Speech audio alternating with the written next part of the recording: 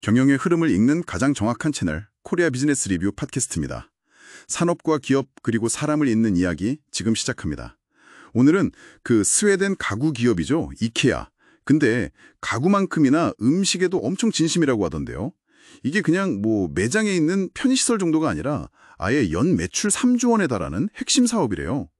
이케아는 왜 이렇게 음식에 공을 들이는 걸까요? 네, 그 말씀하신 대로 규모부터가 좀 놀랍죠. 연간 25억 달러. 이게 우리 돈으로 하면 약 3조 원 정도 되거든요. 이케아 전체 매출에서 한 6% 정도를 차지하고요. 더군다나 2016년 이후로는 연평균 8%씩 계속 성장해왔어요. 대단하죠? 와, 3조 원이요? 정말 엄청나네요. 아니 근데 시작은 뭐였을까요? 시작은 꽤 오래전이에요. 1959년. 그때 창업자인 잉바르 캄프라드가 이런 생각을 했대요.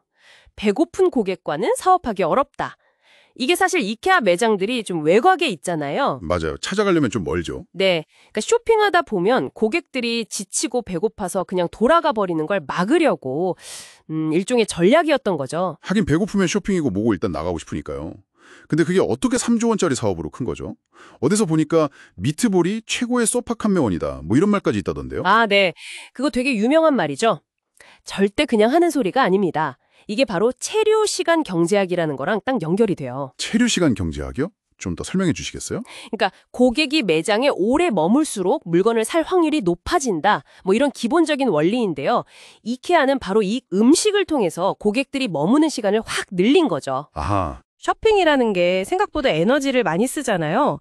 이거저거 비교하고 계산하고 또 고민하고 그러다 보면 뇌가 좀 피로를 느끼는데 중간에 레스토랑에서 딱 쉬면서 맛있는 걸 먹으면 재충전이 되는 거예요.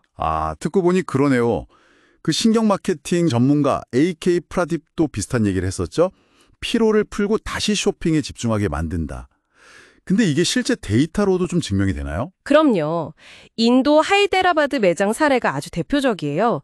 거기 레스토랑 방문객 중에 32%, 그러니까 거의 3명 중 1명은요.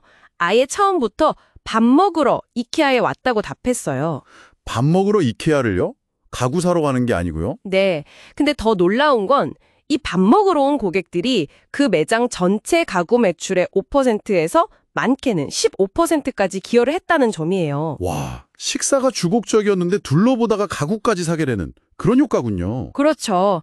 만약에 식당이 없었으면 아예 오지 않았을 수도 있는 고객들이잖아요. 거기에다가 이케아 매장 동선이 좀 미뤄 갔잖아요. 맞아요. 정신없이 따라가다 보면 한참 걸리죠. 네, 그렇게 일부러 좀 더 오래 머물게 만들면서 계획에 없던 충동 구매까지 유도하는 그런 효과가 있는 거죠. 정말 치밀하게 설계된 거네요. 단순히 배만 채우는 게 아니라. 맞습니다. 그리고 이 음식이 또 다른 중요한 역할도 하는데요. 바로 스웨덴 문화를 알리는 거죠. 미트볼이나 연어, 프리세스 케이크 같은 메뉴들. 이제는 딱 들으면 이케아가 떠오르잖아요. 그렇죠. 완전 상징적인 메뉴가 됐죠. 네, 실제로 1994년에 모든 매장에 미트볼을 딱 도입하고 나서 소파 판매량이 눈에 띄게 늘었다는 그런 이야기도 있습니다. 보다 많은 사람들을 위해 더 나은 생활을 만든다. 이케아의 비전이 가구뿐만 아니라 음식에도 그대로 담겨 있다는 거네요. 최근에는 그 식물성 미트볼, 베지볼 같은 것도 성공시키고. 맞아요. 지속 가능성에도 신경을 많이 쓰고 있죠. 또 아이케아 패밀리 회원들한테는 무료 커피나 할인 혜택 같은 걸 주면서 충성 고객 관리도 하고요. 시대 변화에도 잘 따라가는 것 같아요. 요즘엔 온라인으로도 많이 사잖아요. 네, 그렇죠. 이미 온라인 매출 비중이 10%를 훌쩍 넘었고요. 스웨디시 푸드마켓을 온라인으로도 열어서 집에서도 이케아 음식을 맛볼 수 있게 했죠. 모바일 앱이나 AR 기술 같은 걸로 온 오프라인 쇼핑 경험을 하나로 묶으려는 시도도 계속하고 있고요. 근데 재밌는 게 예전에 CNBC 조사 보니까 나는 이케아에 음식을 먹으러 간다. 심지어 음식 말고는 아무것도 안 산다. 이런 사람들도 꽤 있었다면서요. 네, 맞아요. 그게 2019년 조사였는데 그런 응답이 꽤 나왔어요. 그러니까 이제는 가구 판매를 돕는 수준을 넘어서 음식 자체가 그냥 독립적인 방문 이유가 된 거죠.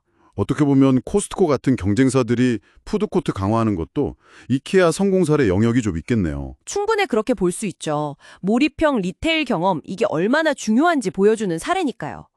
그리고 이케아는 미래를 위한 투자도 계속하고 있어요. 2030년까지 음식물 쓰레기를 절반으로 줄이겠다는 목표도 세웠고요. 실제로 작년 한 해에만 115만 킬로그램을 줄였다고 하더라고요. 정말 대단하네요.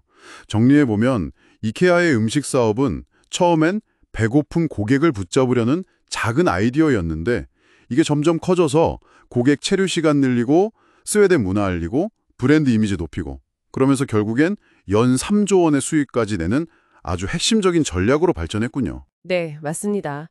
단순히 물건만 파는 게 아니라 고객에게 어떤 총체적인 경험을 제공할 것인가.